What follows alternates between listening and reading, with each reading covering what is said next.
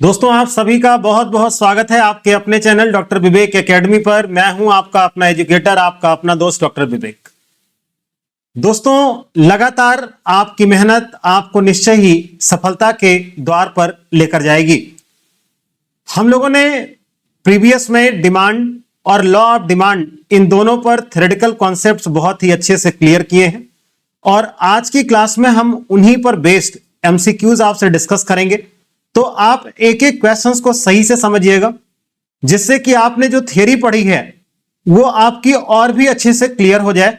तो बिना देर किए हुए हम क्लास को स्टार्ट करते हैं।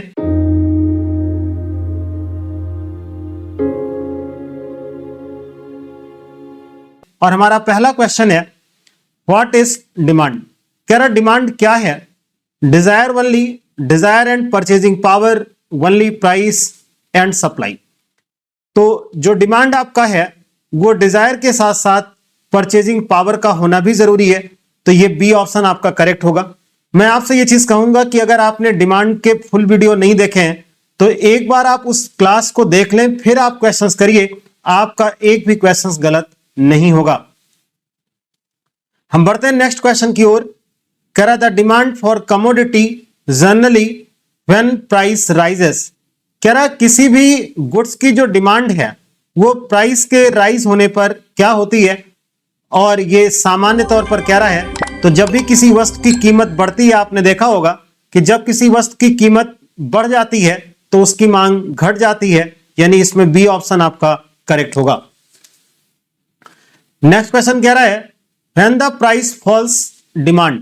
कह रहा अगर प्राइस फॉल करेगी, मतलब अगर कीमतें घट जाएंगी तो डिमांड क्या होगा। आपको पता होना चाहिए कि कीमत के घटने से मांगी गई मात्रा जो है वो बढ़ जाती है, यानी सस्ती होने पर हम चीजों को ज्यादा खरीदते हैं। तो इसका ए ऑप्शन आपका करेक्ट होगा। कह रहा law of demand states that other things being equal price and quantity demanded are. कह रहा है अगर अदर थिंग्स इक्वल है तो प्राइस और क्वांटिटी डिमांडेड के बीच में कैसा रिलेशन है? Directly related, inversely related. आपको पता होना चाहिए कि डिमांड में और लॉ ऑफ डिमांड दोनों में आपको यह बताया गया है कि प्राइस इंक्रीज करेगी तो क्वांटिटी डिक्रीज होगी, प्राइस डिक्रीज करेगी तो क्वांटिटी इंक्रीज करेगी। इनके बीच में नेगेटिव रिलेशन है जिसको इनवर्सली हम बोलते हैं। तो इसका बी ऑप्शन करेक्ट होगा। कह रहा इंडिविजुअल डिमांड रेफर्स टू। कह रहा इंडिविजुअल डिमांड क्या है? तो आपको पता होना चाहिए इंडिविजुअल डिमांड का सेंस होता है जब आप किसी एक सिंगल कंज्यूमर की स्टडी करते हैं तो वो इंडिविजुअल में आता है। जब कई सारे सिंगल कंज्यूमर्स के डिमांड को हम ऐड कर देते हैं तो वो आपकी मार्केट डिमांड बन जाती है। और इंडिविजुअल डिमांड और मार्केट डिमांड की जो स्टडी की जाती है वो माइक्रो इकोनॉमिक्स में की जाती है, यानी इंडिविजुअल डिमांड या मार्केट डिमांड जो है वो माइक्रो इकोनॉमिक्स का पार्ट है। तो demand of a single consumer. कह रहा market demand is sum total of individuals, यानी सम ऑफ इंडिविजुअल डिमांड्स। व्यक्तिगत मांगों का जो योग होता है वो बाजार मांग वक्र कहलाता है। कह रहा factors affecting demand are called, यानी वो जो फैक्टर्स डिमांड को डिटरमिन करते हैं, यानी वो कौन कौन सी चीजें हैं जिससे हम किसी वस्तु की मांग को करते हैं। देखिए एक बात इसमें मैं आपको बताऊं कि किसी भी वस्तु की मांग उसकी उपयोगिता के कारण होती है।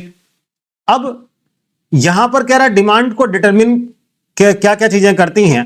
तो डिमांड को डिटरमिन करने में उसकी प्राइस है, आपकी जो इनकम है वो है, सब्स्टिट्यूट गुड्स की क्या कंडीशंस है वो भी चीजें इसमें हैं, टेस्ट एंड प्रेफरेंस कैसा है, ये सारी चीजें हैं जो मांग को निर्धारित करती हैं, जिसे हम लोग मांग निर्धारक या डिटर्मिनेंट्स ऑफ डिमांड के नाम से जानते हैं।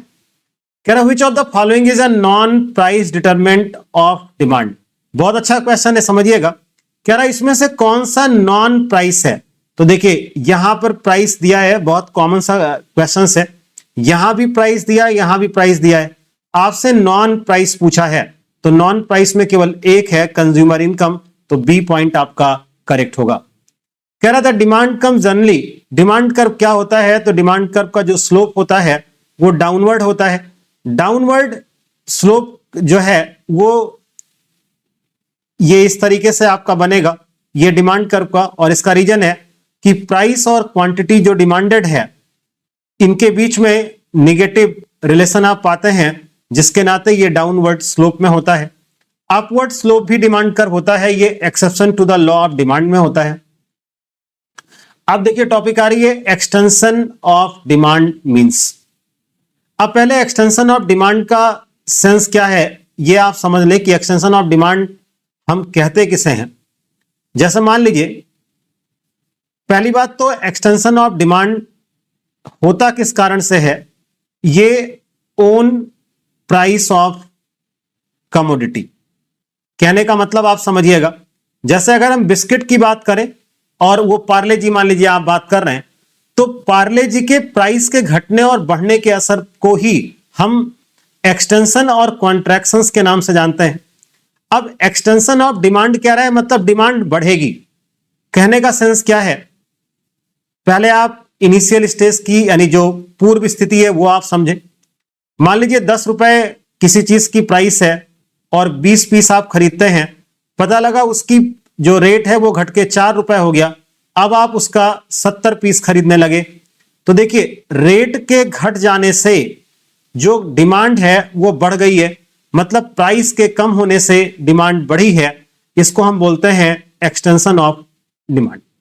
अब इस सेंस में जो आप डायग्राम ड्रॉ करेंगे उस चीज को आप समझिएगा।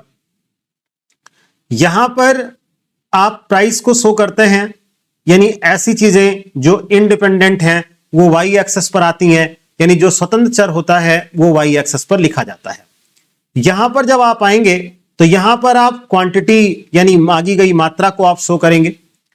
प्राइस आपको 10 और 4 दिया है, 2-2 का गैप करके आप बना लें या 1 का गैप। तो यहां देखिएगा ये 2, 4, 6, 8 और 10 हो गया। क्वांटिटी पे 10-10 का गैप कर लीजिए, यानी 10, ये 20, ये 30, 40, 50, 60 और 70। अब आप समझना 10 रुपए पर ये 20 की क्वांटिटी है, यानी ये 10 रुपए है, और 10 रुपए पर जो ये क्वांटिटी है ये 20 का बता रहा है। उसके बाद 4 रुपए पर ये 70 है, तो ये 4 रुपए पर ये 70 हो गया आपका। अब आप जब इसको कर्व को इन दोनों पॉइंट्स को मिलाएंगे तो ये आपका डिमांड कर्व बनेगा। ये मान लीजिए ए पॉइंट था, ये बी पॉइंट है, आप ए पॉइंट से बी पॉइंट पर आ गए, यानी आप 10 से पे थे, आप 70 पे आ चुके हैं। प्राइस आप 10 रुपए पर थे, आप 4 रुपए पर आ चुके हैं। इसी चीज को बोला जाता है एक्सटेंशन ऑफ डिमांड। तो एक्सटेंशन ऑफ डिमांड का मतलब होता है जब प्राइस के घटने से क्वांटिटी बढ़ जाती है तो वो एक्सटेंशन ऑफ डिमांड बोला जाता है। अब आप लाइन को पढ़ें। Increase in demand due to fall price, increase in income, decrease in price, both A and C. तो आप दोनों सेंस में देखिएगा, कह रहा है increase in demand due to price fall, मतलब ये डिमांड बढ़ गई प्राइस के फॉल होने से। ए ऑप्शन आपका करेक्ट है। डिक्रीज इन प्राइस ऐसा कब हुआ जब प्राइस आपकी डिक्रीज हुई है इस प्रोडक्ट की, यानी सी ऑप्शन। यानी ए और सी दोनों ही सही हैं, तो इस क्वेश्चन में डी ऑप्शन आपको दिया है, यानी 10th का डी ऑप्शन करेक्ट होगा। तो एक्सटेंशन ऑफ डिमांड को आपने यहां टेबल से भी सीखा, यहां पर आपको थ्योरी से यानी ग्राफ से बता दिया। इस पूरी चीज को डिटेल में वीडियो में बताया गया है, आप वहां पर जाकर के एक बार देख लें। फिर देखिएगा, कह रहा है contraction of demand means. Contraction of demand क्या होता है इस पॉइंट पर आप समझना। ये पी एक्स है और ये क्यू एक्स है। मान लीजिए किसी चीज की प्राइस 5 रुपए थी, तो आप उसके 100 पीस खरीदने का काम करते थे। अब पता ये चला कि उस चीज का रेट बढ़ के 20 रुपए हो गया, तो आपने कहा कि अब हम केवल 10 पीस खरीदने का काम करेंगे। यहां पर आप एक चीज देखिएगा, प्राइस इंक्रीज हुई है तो आपने क्वांटिटी को डिक्रीज कर दिया है, मतलब प्राइस के बढ़ जाने से क्वांटिटी आपने घटा दी है, तो ये कॉन्ट्रैक्शन ऑफ डिमांड होता है। अगर इस चीज के आप कर्व की बात करें तो ये आपका वाई एक्सेस है, यानी वाई रेखा है, ये एक्स रेखा है, ये आपका बेस है। यहां पर आप प्राइस शो करेंगे। एक बात ध्यान दीजिएगा, वाई एक्सेस पर वो चीजें आती हैं जो इंडिपेंडेंट होती हैं, स्वतंत्र होती हैं। एक्स एक्सेस पर वो चीजें आती हैं या वो वेरिएबल्स आते हैं जो आपके आश्रित होते हैं, तो यहां पर आप क्वांटिटी को शो करेंगे, प्राइस आपको दिया है, इस पे आप इक्वल गैप पे बना लें। तो ये आपका 5, 10, 15 और 20 हो गया। ये 10 और 100 दिया है, तो 10, 20, 30, 40, 50, 60, 70, 80, 90 और 100। यहां पर ये 10 है, यहां पर ये 100 है, बाकी नंबर आप चाहे लिख के देख सकते हैं। अब देखिए, ये 5 रुपए पर था तो आप 100 पीस खरीदते थे। अब ये 20 रुपए पर हो गया, तो इस पर आपने 10 पीस खरीदना है आपको, तो ये 20 है, तो 20 पर ये 10 हो गया। अब आप इन दोनों पॉइंट पर मिला दें, ये डिमांड कर्व है, आप यहां पर थे, अब आप यहां पर पहुंच गए, यानी आप जो है 100 से 10 पर आए। यहां पर ऐसा इसलिए हुआ क्योंकि प्राइस 5 रुपए से बढ़ करके 20 रुपए की हो गई है। तो ये चीज कॉन्ट्रैक्शन ऑफ डिमांड होगा। इसमें दो स्थिति बनी, क्वांटिटी कम हुई है, लेकिन कब? जब प्राइस बढ़ गई है। तो देखिए, decrease in demand due to price rises, तो ए ऑप्शन आपका करेक्ट होगा। Increase in demand, change in income, supply shortage से कोई मतलब नहीं। अब एक बात आप इंपॉर्टेंट सुनिएगा, अभी क्वेश्चन नंबर 10 में आपने एक्सटेंशन देखा और 11 में आप कॉन्ट्रैक्शन देख रहे हैं। वहां पर मांग में विस्तार था, यहां मांग में संकुचन है। दोनों में एक बात ध्यान रखिएगा, ये एक ही डिमांड कर्व पर होता है, मतलब डिमांड कर्व एक्सटेंशन और कॉन्ट्रैक्शन में शिफ्ट नहीं होता। अब कह रहा an increase in demand at the same price is called. अब आप समझें, इंक्रीज और डिक्रीज कह रहा है, कह रहा एक ही कीमत पर मांग में वृद्धि हो जाए, मतलब क्या है? जैसा ये प्राइस है, देखिए जब भी आपको ऐसे डाउट रहे ना, तो थ्योरी जब आपकी क्लियर होगी तो डाउट आपके मन में रहेगा नहीं, पहली बात। इसीलिए केवल मल्टीपल चॉइस क्वेश्चंस करने से बहुत अच्छा आपके अंदर क्लियरिटी नहीं आएगी। हाँ, कॉन्सेप्ट क्लियर होगा तब जब आपकी थ्योरी बहुत ही स्ट्रांग होगी, तो आपके कोई भी क्वेश्चंस गलत नहीं होंगे। अब आप समझना इस पॉइंट पे, मान लीजिए 10 रुपए का ये रेट है और आप 20 पीस खरीदते हैं, रेट अभी भी 10 रुपए है। अब इसमें है क्या, प्राइस जो है वो कांस्टेंट होगी, लेकिन बाकी जो फैक्टर्स हैं वो चेंज हो रहे हैं। बाकी फैक्टर्स के चेंज होने का मतलब वो चाहे इनकम हो, चाहे टेस्ट प्रेफरेंस हो, या कोई भी रीजन हो, ये चीज है। अब प्राइस 10 रुपए ही है, मान लीजिए क्वांटिटी को आपने बढ़ा करके ये आपने 60 कर दिया, प्राइस में कोई चेंज नहीं हुआ, क्वांटिटी बढ़ गई। अब आप देखिए इसका डिमांड कर्व बनेगा आखिर कैसे। इस चीज पर आप देखें, ये 20 और 60 दिया है, आप इसको बना लें 20, 40 और 60। तो ये 20 हो गया, ये 40 हो गया, ये 60 हो गया। यहां पर प्राइस आपको 10 रुपए की दी है, तो ये 10 रुपए पर ये 20 है, तो देखिएगा ये 10 रुपए पर आपका ये 20 है।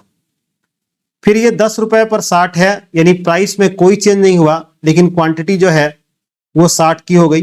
अब आप समझो, जो यहां पर ये है, ये आपका डिमांड कर्व पहले का है, एक आपको ये दूसरा डिमांड कर्व यानी D1 आपको मिल रहा है।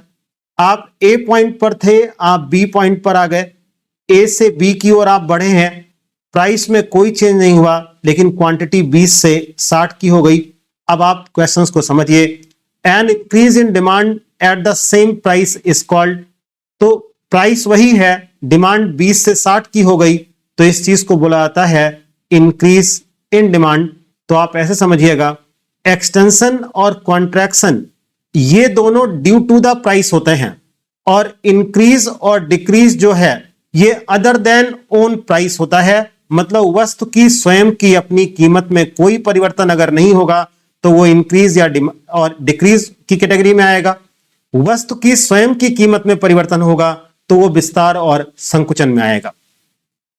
ए fall in demand at the same price, वही क्वेश्चंस पर आप फिर से देखिएगा, ये चारों के एक सेट होते हैं। प्राइस और क्वांटिटी आपको दिया है, प्राइस मान लीजिए 10 रुपए है और आप 20 पीस खरीदते थे। अब आप प्राइस 10 रुपए ही है, हो सकता है इस पर आपने 5 पीस कर दिया हो, मतलब प्राइस में चेंज नहीं आया। जैसे इसको आप चाय समझिएगा, मान लीजिए ठंडक में आप 10 रुपए पर जो है वो 20 चाय पीते थे, लेकिन थोड़ी सी आपको मौसम ऐसा लगा कि ठंडा कम है, तो आपने चाय के 20 प्याली से घटा करके उसको 5 कर दिया। यानी प्राइस में चेंज नहीं हुआ लेकिन टेस्ट और प्रेफरेंस में चेंज होने के नाते आपने ऐसा काम किया है, तो ऐसी सिचुएशन को बोला जाता है डिक्रीज इन डिमांड। एक बार फिर से इन चारों पॉइंट को सुन लें। इंक्रीज इन डिमांड और डिक्रीज इन डिमांड, इन दोनों में डिमांड कर्व शिफ्ट होता है, मतलब एक से अधिक डिमांड कर्व आपको मिलते हैं। एक्सटेंशन और कॉन्ट्रैक्शन में डिमांड कर्व एक ही होता है, उस पर हम मूव करते रहते हैं। यानी कहने का मतलब इसमें क्या है, एक ही डिमांड कर्व होगा, यहां से यहां पहुंच जाएंगे या यहां से यहां पहुंच जाएंगे। लेकिन इसमें आपको दो डिमांड कर्व मिलेगा, आप इस साइड हो जाएंगे, डिक्रीज होने पर आप यहां थे, आप इस साइड हो जाएंगे। दूसरी चीज, एक्सटेंशन और कॉन्ट्रैक्शन जो होता है ये due to the own price of the commodity, यानी वस्तु की स्वयं की अपनी कीमत में परिवर्तन के कारण होता है। जबकि इंक्रीज और डिक्रीज इन डिमांड, वस्तु की स्वयं की अपनी कीमत स्थिर रहेगी, जबकि अन्य निर्धारक घटक जो हैं जैसे टेस्ट प्रेफरेंस या बाकी जो घटक हैं उनके परिवर्तन होने से यह चीज होता है। उम्मीद करता हूं कि आपको क्लास समझ में आ रही होगी। अगर आपको अच्छा लग रहा हो तो आप क्लास को लाइक करें, अगर चैनल पर नए हैं तो आप सब्सक्राइब जरूर करें और अपने दोस्तों में भी शेयर करें। कह रहा which of the following is a substitute goods. देखिएगा सब्स्टिट्यूट गुड्स होता क्या चीज है। सब्स्टिट्यूट गुड्स का मतलब एक ऐसा गुड्स जो एक दूसरे के प्लेस पर यूज किया जा सकता है, जिसको आप एग्जांपल समझ सकते हैं। मान लीजिए आप सेलो पेन से लिखने के हैबिचुएटेड हैं और आपको वो पेन नहीं मिल पा रहा, तो आप किसी दूसरी कंपनी के पेन से लिख सकते हैं। अगर आप कॉलगेट करते हैं, ना मिला तो उसके जगह पर आप क्लोजअप कर सकते हैं। तो जहां पर एक गुड्स के प्लेस पे दूसरे गुड्स का यूज किया जा सकता है उसको सब्स्टिट्यूट गुड्स कहते हैं। इस चीज पर आप समझिएगा। देखिए पेन, पेंसिल, जूता, मोजा, कार और पेट्रोल, ये ऐसी चीजें हैं जो अगर इन दो की बात करें तो ये कॉम्प्लीमेंट्री में आएगा। टी और कॉफी, यानी चाय के जगह पर कॉफी और कॉफी के जगह पर चाय, ये फेमस एग्जांपल है सब्स्टिट्यूट गुड्स का। अ कॉम्प्लीमेंट्री गुड्स इज, कह रहा कॉम्प्लीमेंट्री गुड्स क्या है, unrelated optional can replace another use together. जब दो गुड्स का एक साथ यूज होता है, जैसे कार का और पेट्रोल का, बाइक का और जो है बाइक है पेट्रोल है, या आप कार और सीएनजी की बात कर सकते हैं। जहां पर दो चीजें एक साथ यूज होती हैं वो कॉम्प्लीमेंट्री गुड्स में आएगा। कह रहा Giffen goods violate, Giffen goods जो है किसका उल्लंघन करता है। देखिए गिफिन गुड्स क्या होता है, अगर आपने डिटेल में नहीं पढ़ा है तो Giffen goods, Veblen goods, prestige goods, इन सब में डिफरेंस है और इन सब को डिटेल वीडियो मैंने बताया है।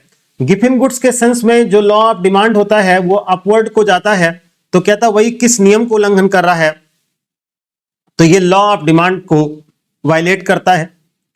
कह रहा demand schedule shows, demand schedule क्या बताती है। आपने डिमांड शेड्यूल अगर पढ़ा है तो उसमें आपको बताया गया था डिफरेंट पॉसिबल प्राइस होंगे और डिफरेंट क्वांटिटी डिमांडेड होगी, उसी को डिमांड शेड्यूल कहते हैं। तो ये बी ऑप्शन आपका करेक्ट होगा, यानी quantity demanded at different price. कह रहा है if the price of a commodity falls, demand में कह रहा है प्राइस ऑफ अ कमोडिटी यानी किसी वस्तु की जो कीमत है वो घट रही है, तो मांग पर क्या असर पड़ेगा, तो आपको पता है कीमत घटने से मांग बढ़ जाती है। वेबलन गुड्स आर, देखिए वेबलन गुड्स और प्रेस्टीज गुड्स, आप कंफ्यूज ना हो, वेबलन गुड्स और प्रेस्टीज गुड्स दोनों ही हाई क्वालिटी आप कह सकते हैं। लेकिन एक बात आप समझिएगा, वेबलन गुड्स एक टाइप है प्रेस्टीज गुड्स का, लेकिन दोनों में अंतर है। वेबलन गुड्स केवल और केवल प्राइस के फैक्टर से ही खरीदी जाती है, जबकि जो आपकी प्रेस्टीज गुड्स है वो प्राइस के साथ साथ यूटिलिटी, क्वालिटी और भी फैक्टर्स के लिए रोल प्ले करते हैं। यानी वेबलन गुड्स में केवल एक सिंगल डिटरमिनेंट्स है और वो भी उस वस्तु की प्राइस का होना। तो कह रहा luxury goods where higher price increases demand, तो बी पॉइंट आपका सही होगा। वेबलन एक अमेरिकन इकोनॉमिक्स थे, उन्हीं के सम्मान में यह नाम दिया गया था। इस पर डिटेल हमने वीडियो बना रखे हैं, उस पर आप देख सकते हैं। Which of the following is an exception to the law of demand, यानी इसमें से कब लॉ ऑफ डिमांड अप्लाई नहीं होता, तो आपको पता है कि लॉ ऑफ डिमांड इस चीज पे कह रहा है गिफिन गुड्स पे लॉ ऑफ डिमांड आपका अप्लाई नहीं होता, तो ए ऑप्शन आपका करेक्ट होगा। डिराइव डिमांड देखिए क्या होती है, कह रहा है derive demand is demand for a product due to demand for another, example आप समझिए, डायरेक्ट डिमांड आप भूलेंगे नहीं। एक मिठाई की दुकान वाला दूध तभी खरीदेगा जब मिठाई की डिमांड होगी, यानी हम आप मिठाई की डिमांड करते हैं तो मिठाई का दुकानदार मिठाई खरीदना के लिए, बनाने के लिए दूध खरीदता है। अब यहां पर जो दूध की डिमांड है वो डिराइव्ड डिमांड है, क्योंकि दूध से मिठाई बनेगा, तो वही वो कह रहा है डिराइव्ड डिमांड इज, कह रहा है demand for a product due to demand for another. आप और डिराइव्ड डिमांड की मीनिंग समझिएगा। जैसे फैक्ट्रियों में लेबर की डिमांड तभी होगी जब वहां के प्रोडक्ट सेल हो रहे होंगे। मतलब जैसा मान लीजिए कोई कंपनी कपड़ा बनाती है, तो अगर उस कंपनी के कपड़े बिक रहे हैं तभी वो कपड़ा बनाएगी। तो मतलब कपड़े को बनाने के लिए लेबर उस फैक्ट्रियों में चाहिए, तो लेबर की जो डिमांड है वो डिराइव्ड डिमांड है। फिर उसके बाद कह रहा है price effect equal income effect plus substitution effect. ये इस फॉर्मूला है, यानी कहने का मतलब यह है जब किसी प्रोडक्ट की प्राइस चेंज होती है तो उसके दो प्रभाव हमें देखने को मिलते हैं, एक इनकम इफेक्ट और एक substitution effect. Determinants of demand, determinant demand में क्या क्या आता है, तो कह रहा है price of the goods, consumer income, price of related goods यानी वस्तु की कीमत, उपभोक्ता की आय, संबंधित वस्तुओं की कीमत, और लास्ट में लिखा है उपयुक्त सभी, तो डी ऑप्शन आपका करेक्ट होगा। कह रहा when price of coffee rises demand for T usually, ध्यान से सुनिएगा, यहां पर कह रहा है कॉफी जो है और चाय दो पर पूछ रहा है। आपको पता होना चाहिए कॉफी और चाय ये दोनों सब्स्टिट्यूट्स गुड्स की कैटेगरी में आते हैं।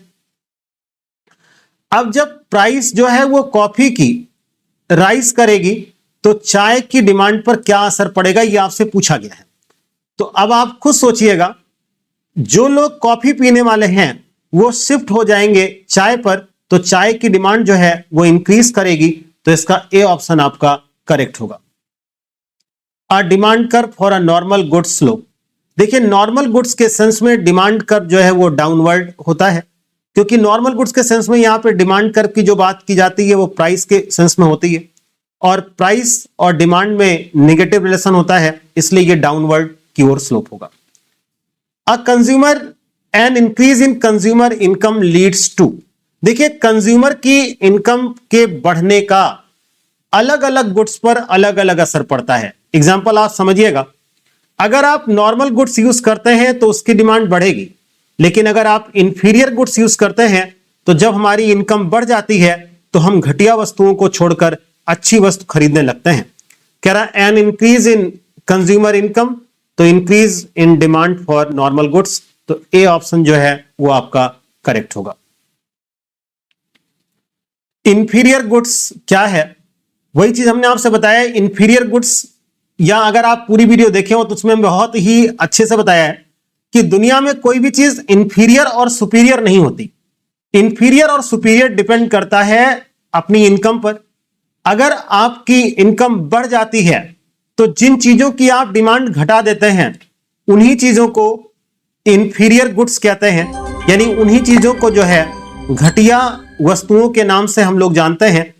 तो कह रहा है inferior goods are demand rises when income rises, demand falls when income rises, तो बी ऑप्शन आपका करेक्ट होगा।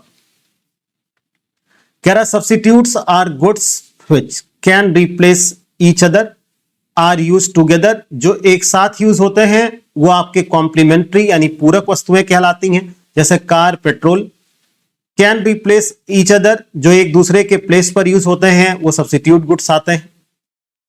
कह रहा कॉम्प्लीमेंट्री गुड्स कैसे हैं, ये जो एक साथ यूज किए जाते हैं यानी यूज टुगेदर में आपका आएगा। नेक्स्ट क्वेश्चन है a rightward shift in demand curve can be caused by, देखिए क्वेश्चन आपसे क्या रहा है कि a rightward shift in demand curve can be caused by, ये आपसे पूछा गया है। तो इस क्वेश्चन के अकॉर्डिंग क्या रहा है, increase in income, price rise, fall in population, ये राइज वर्ड गलत है, ये आपका फॉल वर्ड होना चाहिए था। कह रहा right word shift in demand curve can be caused by, इसमें आपसे पूछा है कि डिमांड कर्व जो है वो राइट वर्ड शिफ्ट कब करेगा, तो आप इस पॉइंट पर ऐसे समझिएगा, ये आपका वाई एक्सेस दिया है, ये आपका एक्स एक्सेस दिया है, और ऐसी सिचुएशन में कह रहा है a rightward shift in demand curve, मतलब डिमांड कर्व राइट को शिफ्ट होगा, यानी डिमांड कर्व मान लीजिए ये था डी और ये बढ़ करके आपका D1 हो गया। तो ये कह रहा राइटवर्ड कब शिफ्ट होगा, ये आपको बताना है। तो राइटवर्ड कब शिफ्ट होगा, यानी प्राइस में कोई चेंज नहीं है, ये प्राइस आपका सेम है लेकिन क्वांटिटी बढ़ गई है। अब आपको इसमें बताना है कब ऐसा हो सकता है। देखिए प्राइस राइज ये तो हो नहीं सकता, क्योंकि ये तब होता है जब एक्सटेंशन और कॉन्ट्रैक्शन की बात होती है और उसमें डिमांड कर्व शिफ्ट नहीं करता, उसमें डिमांड कर्व एक ही होगा और उसी पर मूवमेंट होता है। Demand curve can be caused by increase in income, fall in population, fall in substitute price. देखिए अगर पॉपुलेशन कम हो जाएगी तो डिमांड कर्व राइट को नहीं लेफ्ट को आएगा, मींस सी ऑप्शन आपका इनकरेक्ट है। फिर कह रहा फॉल इन सब्स्टिट्यूट प्राइस, अगर सब्स्टिट्यूट की प्राइस फॉल कर जाएगी तो यहां के जो कंज्यूमर हैं वो सब्स्टिट्यूट गुड्स को खरीदने लगेंगे, यानी ये भी आपका ऑप्शन गलत होगा। इंक्रीज इन इनकम ये करेक्ट ऑप्शन है, क्योंकि प्राइस सेम होती है और अगर इनकम हमारी बढ़ जाती है और वो गुड्स नॉर्मल है तो हम उसे और ज्यादा खरीदने लगते हैं, यानी इसका आपका ए ऑप्शन करेक्ट होगा। देखिए आज के इस सीरीज में क्वेश्चंस बहुत ही नॉर्मल रखे गए, लेकिन इसका मतलब ये मत समझिएगा कि ये आपके पेपर में नहीं आ सकते या पेपर से रिलेट नहीं कर सकते। अगर आपके हर एक कॉन्सेप्ट क्लियर हैं तो आप टफ और इजी क्वेश्चंस में कोई डिफरेंस आप नहीं करेंगे। उसका रीजन है टफ क्वेश्चंस वही होते हैं जो हमें आता नहीं, और इजी वो होते हैं जिसे हम पढ़े हुए हैं और हमें आता है। फिर कह रहा left word shift in the demand curve, same है, लेफ्ट को आप तब जाएंगे जब प्राइस डिक्रीज हो जाएगी। प्राइस फॉल हो नहीं सकता क्योंकि ये एक्सटेंशन और कॉन्ट्रैक्शन में होता है जहां पर हम एक ही डिमांड कर्व पर रहते हैं। Increase in population, population increase करेगी तो हम राइट को जाएंगे ना कि लेफ्ट को जाएंगे। फिर कह रहा राइज इन सब्स्टिट्यूट प्राइस, अगर सब्स्टिट्यूट की प्राइस राइज हो जाएगी तब तो यहां की डिमांड बढ़ जाएगी, इसलिए डिक्रीज इन इनकम होगा। कह रहा if a commodity is given the substitution effect. देखिए कह रहा सब्स्टिट्यूशन जो इफेक्ट है ये आपको पता है कि ये ऑलवेज पॉजिटिव होता है, और रही बात इनकम इफेक्ट की तो इनकम इफेक्ट जो है ये इंफीरियर गुड्स के सेंस में नेगेटिव होता है। लेकिन गिवन गुड्स एक विशेष प्रकार का इंफीरियर गुड्स है और ऐसी सिचुएशन में इनकम इफेक्ट इतना हावी होता है कि वो सब्स्टिट्यूशन इफेक्ट को आगे बढ़ने नहीं देता, यानी वो दबा देता है। तो इसका मतलब आय प्रभाव को मजबूत करता है, यानी बी पॉइंट इसका आपका करेक्ट होगा। कह रहा है extension of demand curve, demand occurs, extension कब होगा, तो एक्सटेंशन तब होगा जब प्राइस जो है वो फॉल कर जाएगी। Contraction of demand occurs, contraction कब होता है, यानी कमी या संकुचन जो है वो कब होता है, जब प्राइस जो है वो राइज करेगा। इंडिविजुअल डिमांड कर्व इज, ये डाउनवर्ड स्लोपिंग आपका आएगा। कह रहा है if price of good A rises demand for substitute goods B. कह रहा है if price of good A rises, मतलब गुड ए की जो प्राइस है वो बढ़ गई तो demand for substitute good B क्या होगा, तो बी की जो डिमांड है वो बढ़ जाएगी, यानी ये इंक्रीज होगा क्योंकि सब्स्टिट्यूशन इफेक्ट पॉजिटिव होता है। Law of demand is based, ये इनकम और सब्स्टिट्यूशन इफेक्ट पर बेस करता है, तो ए ऑप्शन आपका करेक्ट होगा। A shift in the demand curve to the right indicates. कह रहा डिमांड जो कर्व है वो राइट को शिफ्ट हो गया, तो अगर राइट को शिफ्ट होगा तो इस चीज को बोलते हैं इंक्रीज इन डिमांड, और इसका ठीक उल्टा अगर ये लेफ्ट को शिफ्ट होगा तो ये डिक्रीज इन डिमांड होगा। कह रहा है कंपोजिट डिमांड, देखिए ऐसी कोई भी चीज जिसके कई सारे यूज होते हैं उनको हम कंपोजिट डिमांड के नाम से जानते हैं। जैसे दूध का यूज दही बनाने, खीर बनाने, मक्खन बनाने, खोए के लिए, पनीर के लिए, इन सब में यूज होता है, तो जो दूध की डिमांड है वो कंपोजिट डिमांड कहलाएगी, यानी ए ऑप्शन आपका करेक्ट होगा। तो ये हमने डिमांड के 40 क्वेश्चंस किए और बहुत ही नॉर्मल क्वेश्चंस आपसे के लिए मैंने लिए थे। उसका कारण है क्योंकि जब आपके कॉन्सेप्ट अच्छे से क्लियर होंगे उन छोटे छोटे क्वेश्चंस पर, तो आपके गलती होने के चांस कम हो जाएंगे। इन सब पर हम मिक्स क्वेश्चंस भी करेंगे। अभी हम टॉपिक वाइज कर रहे हैं, जब मिक्स क्वेश्चंस करेंगे तो उनके लेवल थोड़ा सा, या आप ऐसे कह सकते हैं, हाई होंगे। बट एक बात मैं आपसे कहूंगा कि बहुत हाई लेवल के क्वेश्चंस पढ़ने से कोई आपका एलटी ग्रेड या टीजीटी पीजीटी में फायदा नहीं है, क्योंकि हर पेपर का अपना एक लेवल होता है। आप बहुत हाई क्वेश्चंस देते हैं तो वो फिर आपके नेट और जेआरएफ के लिए यूज होंगे।